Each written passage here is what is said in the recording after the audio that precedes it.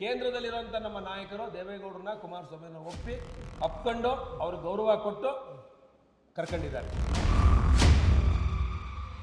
They are given a honeymoon, ಒಂಥರ honeymoon time ಕೊಟ್ಟಿದ್ರು 3 ವರ್ಷ, ಸರಿ ಮಾಡ್ತಾರೆ ಅಂತ. ಇನ್ಮೇಲೆ ಹನಿಮೂನ್ ಮುಗಿದಿದೆ, ಇನ್ಮೇಲೆ ರಿಫಾರ್ಮ್ ಸ್ಟಾರ್ಟ್ ಆಗುತ್ತೆ.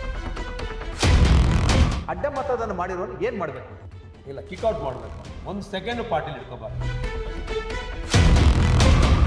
ನಮಸ್ಕಾರ ವೀಕ್ಷಕರೇ, ದಿ ಫೆಡರಲ್ ಕರ್ನಾಟಕದ ಸ್ಪೆಷಲ್ ಆಕ್ಟ್ 7 PM ಕಾರ್ಯಕ್ರಮಕ್ಕೆ ಸ್ವಾಗತ. ನಾನು ವಿಜಯ್ ಜನಹಳ್ಳಿ. ತುಮಕೂರು ಗ್ರಾಮಾಂತರ ಕ್ಷೇತ್ರದ ಶಾಸಕರಾದಂಥ ಸುರೇಶ್ ಗೌಡ ಅವರಿದ್ದಾರೆ. ಇತ್ತೀಚಿನ ಬಿಜೆಪಿಯ ರಾಜಕೀಯ ವಿದ್ಯಮಾನಗಳು ಮತ್ತು ಹೇಮಾವತಿ ಕೆನಲ್ ಎಕ್ಸ್ಪ್ರೆಸ್ ಲಿಂಕ್ ಸಂಬಂಧಪಟ್ಟ ಮತ್ತೆ ಶುರುವಾಗಿರುವಂಥದ್ದು, ಈ ಯೋಜನೆ ಸಂಬಂಧಪಟ್ಟಂತೆ ಮತ್ತು ಪ್ರಸಕ್ತ ರಾಜಕೀಯ ವಿದ್ಯಮಾನಗಳ ಬಗ್ಗೆ ಮಾತಾಡ್ತಾ ಹೋಗ್ತೀನಿ. ಸುರೇಶ್ ಗೌಡ್ರ ಅಂತ ಸರ್ಕಾರಕ್ಕೆ ಸ್ವಾಗತ. ಇದು ಹೇಮಾವತಿ ಕೆನಲ್ ಲಿಂಕು ಸ್ಟಾಪ್ ಆಗಿತ್ತು, ಮತ್ತೆ ಈಗ ಚಾಲನೆ ಕೊಡುವಂಥ ನಿರ್ಧಾರಕ್ಕೆ ಆ ರೀತಿ ಒಂದು ಮುನ್ಸೂಚನೆ ಸಿಗ್ತಾ ಇರುವಂಥದ್ದು, ಏನು ಇತ್ತೀಚಿನ ಬೆಳವಣಿಗೆ ಏನಿದೆ? ಅಲ್ಲ, ಇದು ನಮ್ಮ ಪಾರ್ಟಿ ನಿರ್ಧಾರ ಅಲ್ಲ. ಅವತ್ತು ನಾವೆಲ್ಲ ಹೋರಾಟ ಮಾಡಿದ್ದು ರೈತರ ಹಿತದೃಷ್ಟಿಯಿಂದ ಹೋರಾಟ ಮಾಡೋದು. ಈ ಸಲ ನಾವು ನೀಟಾಗಿ ಅದನ್ನು ನಮ್ಗೇನು ಅನ್ಯಾಯ ಆಗಿದೆ ಅದನ್ನು ಸರಿಪಡಿಸಬೇಕು ಅಂತ ನಾನು ಈಗಾಗಲೇ ಡಿ ಕೆ ಶಿವಕುಮಾರ್ ಸಾಹೇಬರಿಗೆ ಹೇಳಿದ್ದೇನೆ. ನೀವು ಅದನ್ನು ನಾವು ಟೈಲೆಂಡ್ ಆಗ್ತೀವಿ, ನೀವು ಕುಣಗಲ್ ಟೈಲೆಂಡ್ ಮಾಡ್ಕೊಂಡು ತೊಗೊಂಡು ಹೋಗ್ತಿದ್ದೀರಾ, ನಾವು ಟೈಲೆಂಡ್ ಆಗ್ತೀವಿ, ತುಮಕೂರು ಗ್ರಾಮಾಂತರ, ಇಲ್ಲಿ ನೀರು ಬರಬೇಕು, ಇದಕ್ಕೇನು ವ್ಯವಸ್ಥೆ ಮಾಡ್ತೀರಾ ಫಸ್ಟ್ ಹೇಳಿ, ಆಮೇಲೆ ಅದನ್ನು ಮಾತಾಡೋಣ ಅಂತ ಹೇಳಿದ್ದೇನೆ. ಅದಕ್ಕೆ ಅವ್ರು ಒಪ್ಪಿದ್ದಾರೆ, ಒಂದು ಸಜೆಷನ್ ಕೊಟ್ಟಿದ್ದಾರೆ. ಅದನ್ನು ನಾನು ಕನ್ವಿನ್ಸ್ ಆಗಬೇಕು, ನಮ್ಮ ರೈತರು ಕನ್ವಿನ್ಸ್ ಆಗಬೇಕು. ನನಗೆ ಓಟ್ ಹಾಕಿರೋಂಥವ್ರು ಅವರು ನಮಗೆ ಮತದಾರರುಗಳೇ ದೇವರುಗಳು. ಅವ್ರನ್ನ ನಾನು ಕೂತ್ಕೊಂಡು ಸಭೆ ಕರಿತೀನಿ, ನಾನು ಜ್ಯೋತಿ ಗಣೇಶ್ ಇಬ್ಬರು ಕೂಡ ಒಂದು ಸಭೆ ಕರಿತೀವಿ. ಸಭೆ ಕರೆದು ಅದು ನಮಗೇನು ಅನ್ಯಾಯ ಆಗಲ್ಲ, ನಮ್ಮ ಪಾಲಿನ ನೀರು 100ಕ್ಕೆ 100 ನಮಗೆ ಸೆಕ್ಯೂರ್ಡ್ ಆಗುತ್ತೆ ಅಂದಾಗ ಅವಾಗ ನಾವು ಸರ್ಕಾರ ಜೊತೆ ಮಾತಾಡ್ತೀವಿ. ಇಲ್ಲ ಅಂತ ಹೇಳಿದ್ರೆ ಪಕ್ಷಾತೀತವಾಗಿ ದಳ, ಕಾಂಗ್ರೆಸ್, ಬಿಜೆಪಿ ಮೂವರು ಕೂತ್ಕೊಂಡು ಮೀಟಿಂಗ್ ಮಾಡ್ತೀವಿ. ಮೀಟಿಂಗ್ ಮಾಡಿ ಡಿ ಕೆ ಶಿವಕುಮಾರ್ ಅವ್ರನ್ನ ಕನ್ವಿನ್ಸ್ ಮಾಡಿ ಜಿಲ್ಲೆಗೆ ಏನು ಅನ್ಯಾಯ ಆಗ್ತದೆ ಸರಿ ಮಾಡಬೇಕು ಅಂತ ಹೇಳಿ ಫಸ್ಟ್ ನಾವು ಒಂದು ಮನವಿಯನ್ನು ಕೊಡ್ತೇವೆ. ಅದ್ರ ಮೇಲೆ ಹೋರಾಟದ ಚಾಲುವನ್ನ ಮಾಡ್ತೀವಿ ನಾವು ಕೂತ್ಕೊಂಡು. ಈಗಾಗಲೇ ಹಿಂದೆ ದೊಡ್ಡ ಮಟ್ಟದಲ್ಲಿ ಹೋರಾಟ ಆಗಿತ್ತು, ಸ್ವಾಮೀಜಿಗಳೆಲ್ಲ ಕೂಡ ಪಾಲ್ಗೊಂಡಿದ್ದು, ಪಕ್ಷಾತೀತವಾಗಿ ಆಯಿತು. ಅದನ್ನು ಮೀರಿ ಈಗ ಒಂದಷ್ಟು ತೀರ್ಮಾನ ತೆಗೆದುಕೊಂಡ್ರೆ ನಿಮಗೆ ಕನ್ವಿನ್ಸ್ ಆಗಿಲ್ಲ ಅಂದ್ರೆ ಯಾವ ಮಟ್ಟಕ್ಕೆ ಹೋಗುತ್ತೆ ಹೋರಾಟ? ಬಿಡದಿದ್ದು ಒಂದು ಹೋರಾಟ ನಡೀತಿದೆ ಟೌನ್ಶಿಪ್ದು. ಅದೇ ರೀತಿ ಹೋರಾಟಗಳು ಜನಪರವಾಗಿರುವಂಥ ಕೆಲಸಗಳನ್ನು ಮಾಡಿದಾಗ ನಾವು ಸ್ವಾಗತ ಮಾಡಬೇಕು. ಇದು ನೀರು ವಿಷಯ ಬಹಳ ಅತಿ ಸೂಕ್ಷ್ಮ. ಇದು ಇಡೀ ಜಿಲ್ಲೆಯ ನೀರಿನ, ಹೇಮಾವತಿ ನೀರಿನ ವಿಷಯ ಇದು. ಅದರಿಂದ ಅವರು ಇನ್ನೂ ನಮ್ಮ ಜೊತೆ ಖುದ್ದು ಮಾತಾಡದಲ್ಲೇ ಮಾಡೋಕ್ಕಾಗಲ್ಲ. ಯಾಕಂದ್ರೆ ಇಷ್ಟೆಲ್ಲ ಹೋರಾಟ ಆಗಿ ನಿಲ್ಲಿಸಿದ್ದಾರೆ ಅದನ್ನು. ಈಗ ಸಡನ್ನಾಗಿ ನಾವು ಮಾಡಿಬಿಡ್ತೀವಿ ಅಂತ ಮುಖ್ಯಮಂತ್ರಿ ಆದ ತಕ್ಷಣ ಮಾಡಿಬಿಡ್ತೀವಿ ಅಂದರೆ ಅದು ಸಾಧ್ಯ ಇಲ್ಲ. ಎಲ್ಲರನ್ನೂ ಸಭೆ ಕರಿಬೇಕು. ಶಾಸಕರು, ಜಿಲ್ಲೆಯಲ್ಲಿರುವಂಥ ಎಲ್ಲ ಶಾಸಕರನ್ನ ಕರೆದು, ಇವರು ಕೂಡ ಪರಮೇಶ್ ಸಾಹೇಬರು DCM ಆಗಿದ್ದಾರೆ, ನಮ್ಮ ಜಿಲ್ಲೆಯವರೇ. ನಿಮ್ಮ ಜಿಲ್ಲೆಯವರು ಅವರಿಬ್ಬರು DCM CM ಇಬ್ಬರು ಕೂತು ಮಾತಾಡಿ ಇದನ್ನು ಬಗೆಹರಿಸಬೇಕು ಅಂತ ನಮ್ಮ ಅಭಿಪ್ರಾಯ. ನಮಗೇನೋ ರಿಫ್ಟ್ ಬೇಕಾಗಿಲ್ಲ, ಜನಗಳನ್ನ ಎತ್ಕಟ್ಟುವಂಥದ್ದು ನಮಗೇನೋ ಬೇಕಾಗಿಲ್ಲ. ನಮಗೆ ನಾವು ಏನೋ ರಾಜಕೀಯದ ಬೇಳೆ ಬೇಯಿಸ್ಕೊಳ್ಳೋಕೆ ಹೋಗಲ್ಲ ನೀರು ವಿಷಯದಲ್ಲಿ. ಅದು ಮೀರಿ ತೀರ್ಮಾನ ಕೈಗೊಂಡ್ರೆ ಅಲ್ಲ, ಅದು ಮೀರಿದ ಅದು ಮುಂದೆ ನಮ್ಮ ಪಾರ್ಟಿ ಕರಿತೀವಿ. ನಮ್ಮ ಪಾರ್ಟಿ ಇದೆಯಲ್ಲ, ನ್ಯಾಷನಲ್ ಪಾರ್ಟಿ, ನಮ್ಮ ಸಭೆ ಕರೆದ್ಬಿಟ್ಟು ಅಲ್ಲಿ ನಿರ್ಣಯ ಮಾಡಿ ಪಾರ್ಟಿಯಿಂದ ಹೋರಾಟ ಮಾಡ್ತೀವಿ. ಈ ಸಲ ಇಂಡಿವಿಜುವಲ್ ಆಗಿ ಹೋರಾಟ ಮಾಡಲ್ಲ, ಪಾರ್ಟಿಯಿಂದ ಹೋರಾಟ ಮಾಡಿ JDS BJP ಇಬ್ಬರು ಸೇರಿ ಹೋರಾಟ ಮಾಡ್ತೀವಿ.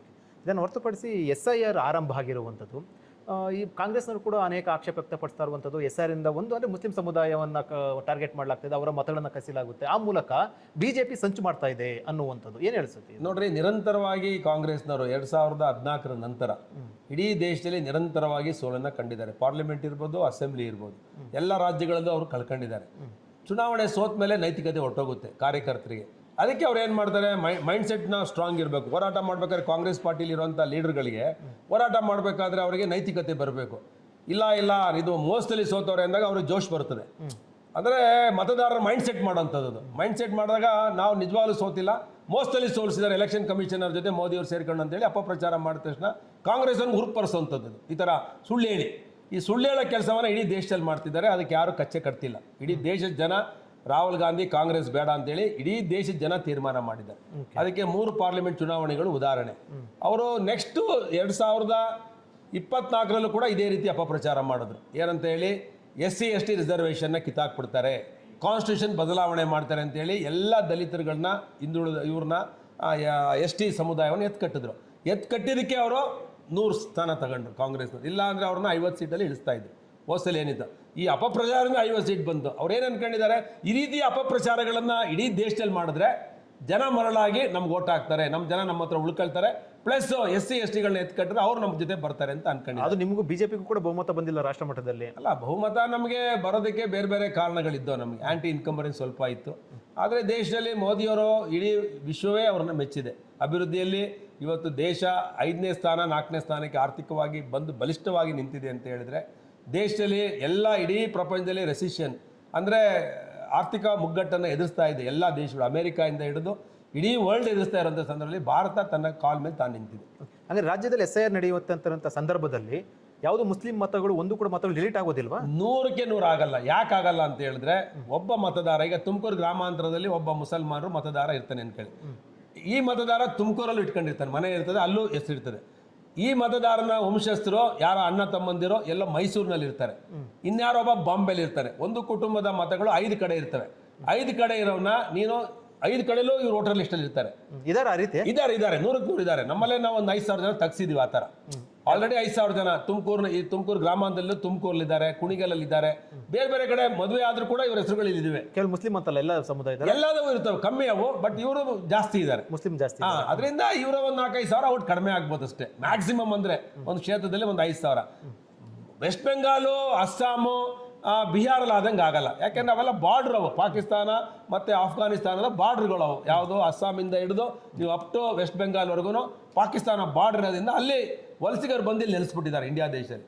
ಅಂದರೆ ಕಾಂಗ್ರೆಸ್ನ ತುಷ್ಟೀಕರಣ ರಾಜಕಾರಣದಿಂದ ಅವ್ರ ಮೇಲೆ ಏನೂ ಕ್ರಮ ತಗೊಳ್ದಲೇ ಇರೋದ್ರಿಂದ ಅವ್ರು ಬಂದು ಇಲ್ಲಿ ನೆಲೆಸಿದ್ದಾರೆ. ಅಂಥವ್ರನ್ನ ಕಿಕ್ಔಟ್ ಮಾಡಿದ್ದಾರೆ ಯಾರೋ ನಮ್ಮ ಎಲೆಕ್ಷನ್ ಕಮಿಷನ್. ಅದಕ್ಕೆ ಇವ್ರಿಗೆ ಏನಂತ ಅಂದರೆ, ಇವರು ರಾಜಕಾರಣ ಬೇಳೆ ಬೇಯಿಸ್ಕೊಳ್ಳೋದೆ ನೆಹರು ಕಾಲದಿಂದ ಇದಿದೆ. ಜಮ್ಮು ಕಾಶ್ಮೀರಿಗೆ 370 ಆರ್ಟಿಕಲ್ ಕೊಟ್ಟಿದೆ ನೆಹರು. ಆತನಿಂದ ಪ್ರಾರಂಭ ಆಗಿದ್ದು ಈ ತುಷ್ಟೀಕರಣ ರಾಜಕಾರಣ. ಅಲ್ಲಿಂದ ಇಲ್ಲಿವರೆಗೂ ಮಾಡ್ಕೊಂಡ್ಬಂದಿದ್ದಾರೆ. ರಾಮ ಜನ್ಮಭೂಮಿಯಿಂದ ಹಿಡಿದು ಜಮ್ಮು ಕಾಶ್ಮೀರದಿಂದ ಹಿಡಿದು ಇವ್ರದ್ದು ಕಾಂಗ್ರೆಸ್ನವ್ರದ್ದು ಅವಳಿ ಅಷ್ಟಿಷ್ಟು ಇರಲಿಲ್ಲ. ಅದಕ್ಕೆ ದೇಶದ ಜನ ನಿರ್ಧಾರ ಮಾಡಿದ್ರೆ ಇಡೀ ಪ್ರಪಂಚದಲ್ಲಿ ಇರೋದೇ ಒಂದು ಹಿಂದೂ ರಾಷ್ಟ್ರ. ಸಿದ್ದರಾಮಯ್ಯ ಸೇರಿದಂತೆ DK ಶಿವಕುಮಾರ್ ಸೇರಿದಂತೆ ಬಹಿರಂಗವಾಗಿ ಹೇಳಿದ್ದಾರೆ. ಅದಕ್ಕೋಸ್ಕರ ಒಂದು ವಿಶೇಷ ತಂಡ ರಚನೆ ಮಾಡಿದ್ದಾರೆ SIR ಸಂಬಂಧಪಟ್ಟಂತೆ. ಅಂದ್ರೆ ಇವ್ರು SIR ಇದೇ ರೀತಿ ಆದ್ರೆ ಪಕ್ಷದ ಸಂಬಂಧಪಟ್ಟ ಬಹಳ ಎಫೆಕ್ಟ್ ಆಗುತ್ತೆ, ಬಿಜೆಪಿಗೆ ಅನುಕೂಲ ಆಗುತ್ತೆ ಅನ್ನೋ.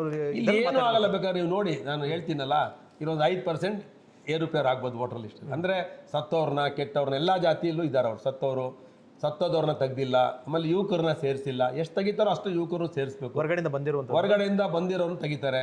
ಇಲ್ಲ ಅಂದ್ರೆ ಅವನಿಗೆ ವೆಸ್ಟ್ ಬೆಂಗಾಲ್ ನಿಲ್ಲಿರ್ತಾನೆ, ಜೈಪುರದವನು ರಾಜಸ್ಥಾನದವನು ನಿಲ್ಲಿರ್ತಾನೆ, UP ಅವನು ಇಲ್ಲಿರ್ತಾನೆ, ಅವನು ಒಂದು ಆಪ್ಷನ್. ಕಾಂಗ್ರೆಸ್ ಈ ರೀತಿ ಹೇಳ್ತಾ ಇರೋದು ಅಂದ್ರೆ ಅವ್ರಿಗೇನು ಭಯ ಇದೆ?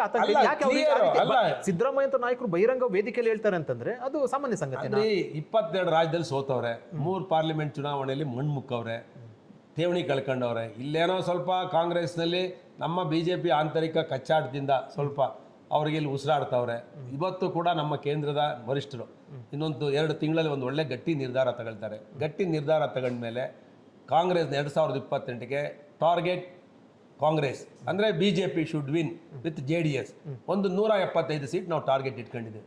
ಅಟ್ ಆಲ್ ಕಾಸ್ಟ್ 175 ಸೀಟ್ನ ನೆಕ್ಸ್ಟ್ 2028 ಚುನಾವಣೆ ನಾವು ಗೆದ್ದೇ ಗೆಲ್ತೀವಿ. ನೀವು ಮತ್ತೆ JDS ಖಂಡಿತ ಅಲಯನ್ಸ್ ಅಲ್ಲೇ ಹೋಗ್ತೀವಿ, ನೋ ಡೌಟ್ ಇಲ್ಲ. ಯಾಕಂದ್ರೆ ಕೇಂದ್ರದಲ್ಲಿರುವಂಥ ನಮ್ಮ ನಾಯಕರು ದೇವೇಗೌಡರನ್ನ, ಕುಮಾರಸ್ವಾಮಿನ ಅಪ್ಕೊಂಡು ಅವ್ರಿಗೆ ಗೌರವ ಕೊಟ್ಟು ಕರ್ಕೊಂಡಿದ್ದಾರೆ. ದೇವೇಗೌಡರನ್ನ ಇವತ್ತು ಕೂಡ ದೇವ್ರ ಸ್ಥಾನದಲ್ಲಿ ನಮ್ಮ ಮೋದಿಯವರು ನೋಡ್ತಾರೆ. ಅದರಿಂದ ನಾವು ಈ ಅಲಯನ್ಸ್ನ, ನಾವು ಹಳೆ ಮೈಸೂರು ಭಾಗದಲ್ಲಿ ನಾನೊಬ್ಬ 3 ಬಾರಿ ಶಾಸಕನಾಗಿ ಹೇಳ್ತಿದ್ದೇನೆ, ಈ ಅಲಯನ್ಸ್ ಇರಬೇಕು. ಯಾವುದೇ ಕಾರಣಕ್ಕೂ ಅಲಯನ್ಸ್ ಡಿಸ್ಟರ್ಬ್ ಆಗಬಾರ್ದು. ಕಾಂಗ್ರೆಸ್ ಅವ್ರನ್ನ ಅರಬ್ಬಿ ಸಮುದ್ರಕ್ಕೆ ಹಾಕಬೇಕು ಅಂದರೆ ಕರ್ನಾಟಕದಲ್ಲಿ, ಇಡೀ ದೇಶದಲ್ಲಿ ಹಾಕಿದ್ದೀವಿ ನಾವು. ಕಾಂಗ್ರೆಸ್ ಕರ್ನಾಟಕದಲ್ಲಿ ಹಾಕಬೇಕು ಅಂತ ಹೇಳಿದ್ರೆ, ವಿಶೇಷವಾಗಿ ದಕ್ಷಿಣ ಭಾರತದಲ್ಲಿ ನಾವು ಫಸ್ಟ್ ಗೇಟ್ ಓಪನ್ ಮಾಡಿದ್ದಿಲ್ಲೇ BJP ದಕ್ಷಿಣ ಭಾರತದಲ್ಲಿ, ಕರ್ನಾಟಕದಲ್ಲಿ. ಆದರೆ ನಮ್ಮ ರಾಜ್ಯದಲ್ಲಿ ಸ್ಟ್ರಾಂಗ್ ಆಗಿರಬೇಕು ಅಂದರೆ ನಾವು JDS ಅಲಯನ್ಸಲ್ಲೇ ಹೋಗಬೇಕು ಅನ್ನೋದು ನನ್ನ ಒಂದು ವೈಯಕ್ತಿಕ ಅಭಿಪ್ರಾಯ. BJP ಮತ್ತು JDS ಅಲಯನ್ಸ್ ಎಲ್ಲೊಂದು ಕಡೆ DK ಶಿವಕುಮಾರ್ ಮತ್ತು ಕಾಂಗ್ರೆಸ್ ನಾಯಕರಿಗೆ ಒಂದಷ್ಟು ಆತಂಕ ಮೂಡಿದೆ ಅಂತ ಅನ್ಸುತ್ತಾ? 100% ಆಗಿದೆ. ಹಳೆ ಮೈಸೂರು ಭಾಗದಲ್ಲಿ ಪಾರ್ಲಿಮೆಂಟಲ್ಲಿ ಏನು ರಿಸಲ್ಟ್ ಬಂತೋ ಅದೇ ರಿಸಲ್ಟ್ MLA ಚುನಾವಣೆ ಆದರೂ ಬರುತ್ತೆ. ಅದಕ್ಕೆ ಚಿತ್ರದುರ್ಗ ಅವರು, ಚಾಮರಾಜನಗರ, ಚಿತ್ರದುರ್ಗದವರು ಪಾರ್ಲಿಮೆಂಟಲ್ಲಿ ನಾವು ಎಷ್ಟು ಸ್ಥಾನಗಳನ್ನು ಗೆದ್ದೋ ಅದೇ ರಿಸಲ್ಟು ಅಸೆಂಬ್ಲಿಯಲ್ಲೂ ಬರುತ್ತೆ. ಅದರಿಂದ ನಾವು ಅಲಯನ್ಸಲ್ಲೇ ಹೋಗಬೇಕು ಅನ್ನೋದು ನನ್ನ ಅಭಿಪ್ರಾಯ. ಮೈತ್ರಿ ಡಿಸ್ಟರ್ಬರ್ಗೆ BJP JDSಗಿಂತ ಜಾಸ್ತಿ ಕಾಂಗ್ರೆಸ್ನವರು ಒಂದಷ್ಟು ಪ್ರಯತ್ನ ಪಡ್ತಾ ಇದ್ದಾರೆ ಅನ್ಸುತ್ತಾ? ಮಾಮೂಲಿ ಇರುತ್ತಲ್ಲ, ಅದು ಪೊಲಿಟಿಕಲ್ ಸ್ಟ್ರಾಟಜಿ. ತಂತ್ರಗಾರಿಕೆ ಮುಂದೆ ಯಾವುದೂ ಇಲ್ವಲ್ಲ. ಈ ತಂತ್ರಗಾರಿಕೆ ಮಾಡಿ ನಮ್ಮ ಪಾರ್ಟಿಲೇ ಗೊಂದಲ ಮಾಡ್ಬಿಡಲ್ಲ JDS BJP. ನಮ್ಮ ಸ್ವಲ್ಪ 1% ನೆಗ್ಲೆಕ್ಟ್ ಆಗಿದ್ದಕ್ಕೆ ನಾವು ಈ face the setback. So ಅದಕ್ಕೆ ಅವ್ರು ಯಾವಾಗ ಗೊಂದಲ ಸೃಷ್ಟಿ ಮಾಡ್ತಾರೆ ಕಾಂಗ್ರೆಸ್ನವರು. ಅದಕ್ಕೆ ನಾವು ಅವಸ್ಪದ ಕೊಡಬಾರ್ದು, ನಾವು ಎಚ್ಚರಿಕೆಯಿಂದ ಇರಬೇಕು. ಅವ್ರು ಏನಾದ್ರು ಮಾಡಲಿ ತಂತ್ರಗಾರಿಕೆ, ಆ ತಂತ್ರಗಾರಿಕೆ ಪ್ರತಿ ತಂತ್ರಗಾರಿಕೆ BJP JDS ಅವ್ರ ಜೊತೆ ಇರಬೇಕದು. ಕೂತ್ ಮಾತಾಡಿ ತಂತ್ರಗಾರಿಕೆ ಮಾಡಿ ಕಾಂಗ್ರೆಸ್ ಅವ್ರನ್ನ ಮೂಲೆಗೆ ಹಾಕ್ಬೇಕು. ಎಷ್ಟು ಎಚ್ಚರಿಕೆಯಿಂದ ಇದ್ರೂ ಕೂಡ BJP ನಾಯಕರು 11 ಕ್ರಾಸ್ ವೋಟು BJP JDS, ಅದರಲ್ಲಿ BJP 7 ಕ್ರಾಸ್ ವೋಟು. ಏನು ಪಕ್ಷ 4 ವೋಟ್ ಅಂತ ಇವ್ರು ಹೇಳ್ತಾರೆ. ಕ್ರಾಸ್ ವೋಟಿಂಗ್ ಆಗಿದೆ. ಕ್ರಾಸ್ ವೋಟಿಂಗ್ ಆಗಿರೋ ಸತ್ಯ. ಯಾರಿದ್ರು ಬಿಡಬಾರ್ದು. ಯಾರಿದ್ರು ಯಾವ ಅಡಗಿನ ಮನೇಲಿ ಅಡಗಿದ್ರು ಕೂಡ ಮೋದಿ, ಅಮಿತ್ ಶಾ ಅವರು ಇಡೀ ದೇಶದಲ್ಲಿ ರಿಫಾರ್ಮ್ಸ್ ಮಾಡಿರೋಂಥವ್ರು. BJPನ ಯಾವ ರೀತಿ ಗ್ರಾಸ್ ರೂಟಲ್ಲಿ ಕಟ್ಟಬೇಕು ಅಂತ ಇಡೀ ದೇಶಕ್ಕೆ ತೋರಿಸ್ಕೊಟ್ಟಿರೋಂಥವ್ರು. ವಿಶ್ವದಲ್ಲೂ ಕೂಡ ಅವರು ನಾಯಕರಾಗಿರೋಂಥವ್ರು. ಭಾರತದ ವಿರೋಧಿಗಳು ಯಾವ ಎಲ್ಲಿದ್ದಾರೆ ವಿಶ್ವದಲ್ಲೇ ಅಂಥವ್ರು ಟಾರ್ಗೆಟ್ ಮಾಡಿ ವ್ಯಾನಿಷ್ ಮಾಡುವಂಥ ತಾಕತ್ತು ಇರುವಂಥದ್ದು ಇಡೀ ಪ್ರಪಂಚದಲ್ಲಿ ಮೋದಿ ಮತ್ತು ಅಮಿತ್ ಶಾ ಅವ್ರಿಗೆ. ನಿಮ್ಮ ರಾಜ್ಯ ಬಿಜೆಪಿ ನಾಯಕ ಗೊಂದಲನೇ ರೆಡಿ ಮಾಡೋಕ್ಕಾಗ್ತಾ ಇಲ್ಲ. ಅದರಿಂದ ಇದನ್ನ ಮಾಡ್ತಾರೆ. They have given a honeymoon, ಒಂಥರ ಹನಿಮೂನ್ ಟೈಮ್ ಕೊಟ್ಟಿದ್ರು 3 ವರ್ಷ, ಸರಿ ಮಾಡ್ತಾರೆ ಅಂತ. ಇನ್ಮೇಲೆ ಹನಿಮೂನ್ ಮುಗಿದಿದೆ, ಇನ್ಮೇಲೆ ರಿಫಾರ್ಮ್ ಸ್ಟಾರ್ಟ್ ಆಗುತ್ತೆ. ಅಡ್ಡ ಮತದಾನ ಮಾಡಿರೋ ಪೈಕಿ ಒಂದಷ್ಟು ಜನ ಶಾಸಕರ ಹೆಸರು ಕೇಳಿ ಬರ್ತಾರಂಥದ್ದು. ಅಂದರೆ ನಿಮ್ಮ ಅಪೋನೆಂಟ್ ನಿಮ್ಮ ಹೆಸರು ಕೂಡ ಹೇಳಿದ್ರು, ನಿಮ್ಮ ಕ್ಷೇತ್ರದಲ್ಲೂ ಕೂಡ ಈ ರೀತಿ ಎಲ್ಲ ಇರುವಂಥ ನಿಟ್ಟಿನಲ್ಲಿ ಅಡ್ಡ ಮತದಾನ ಮಾಡಿರೋನು ಏನು ಮಾಡಬೇಕು? ಇಲ್ಲ, ಕಿಕ್ಔಟ್ ಮಾಡಬೇಕು. ಅವನು ಒಂದು ಸೆಕೆಂಡ್ ಪಾರ್ಟಿಲಿ ಇಟ್ಕೋಬಾರ್ದು. ಅವನು ಎಷ್ಟೇ ಬಲಿಷ್ಠ ಆಗಿರಲಿ, ಪಕ್ಷ ವಿರೋಧಿಗಳನ್ನ, ಯಾಕೆಂದ್ರೆ ಒಬ್ಬನ್ ಬಿಟ್ರೆ ಇನ್ನೊಬ್ಬ ನೋಡು ಅವ್ನು ನೋಡಿ ಕಲಿತಾನೆ, ಅವನಿಗೇನು ಮಾಡಿಲ್ಲ ನನಗೂ ಇದೆ ಅಂತ. ಯಾವುದೇ ಕಾರಣಕ್ಕೂ ಸೂಜಿ ಮನೆಯಷ್ಟು ಕ್ಷಮಿಸಬಾರ್ದು. ಅಡ್ಡ ಮತದಾನ ಮಾಡೋದು ಚಿಕ್ಕಾಪುಟ್ಟ ತಪ್ಪು ಮಾಡ್ತಾರೆ, ಪಕ್ಷದ ಬಗ್ಗೆ ಹೇಳಿಕೆಗಳು ಚಿಕ್ಕಾಪುಟ್ಟದು ನೋವೆಲ್ ಮಾತಾಡ್ತಾರೆ ಏನಾದ್ರು ಆದಾಗ, ಅದು ಓಕೆ.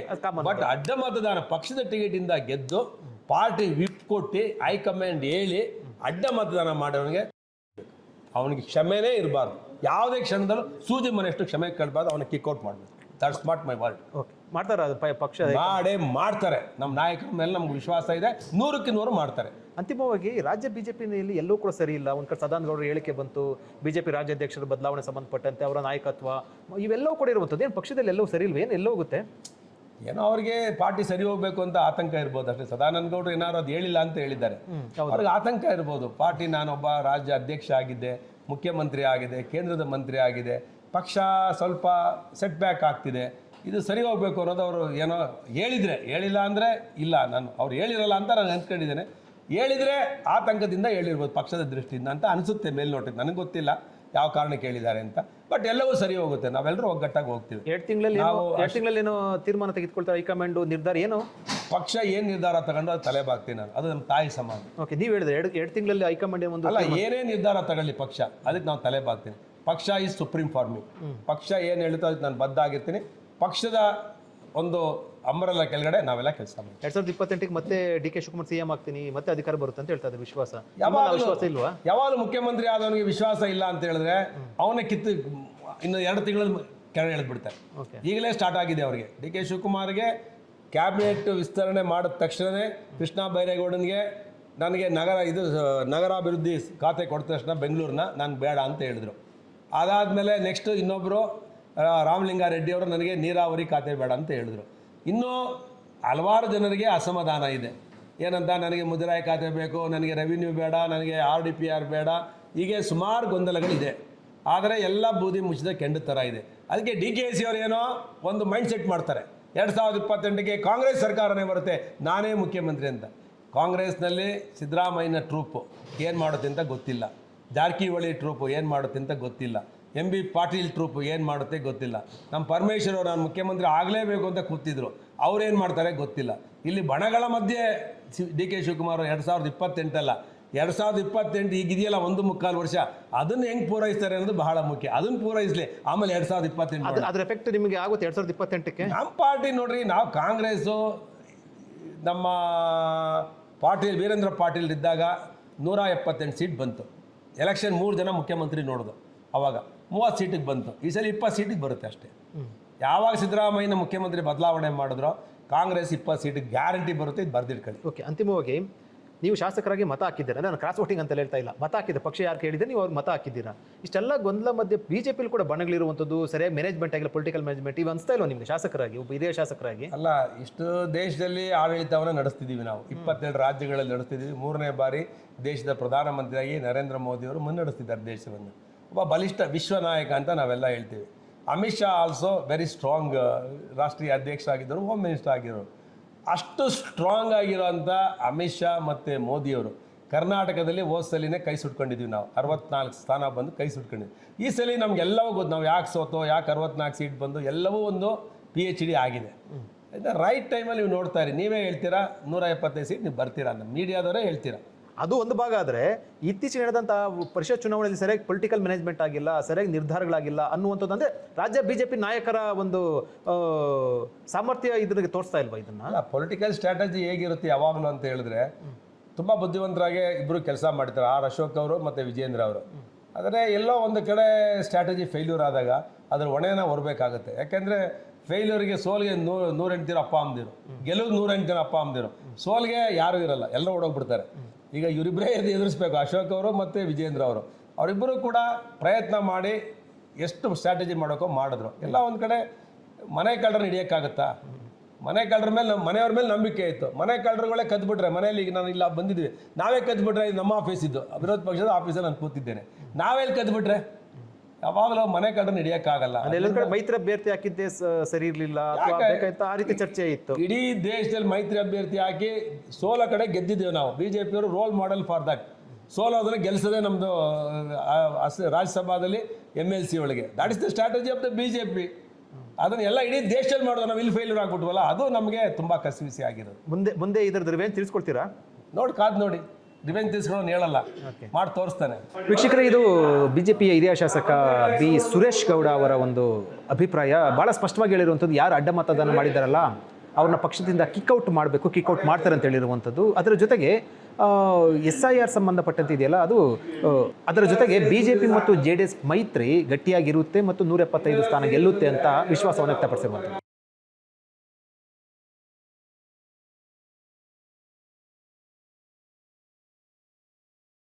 ಹೆಚ್ಚಿನ ಸುದ್ದಿ ಅಪ್ಡೇಟ್ಗೆ ಈಗಲೇ the federal Karnataka YouTube page ಅನ್ನು ಸಬ್ಸ್ಕ್ರೈಬ್ ಮಾಡಿ.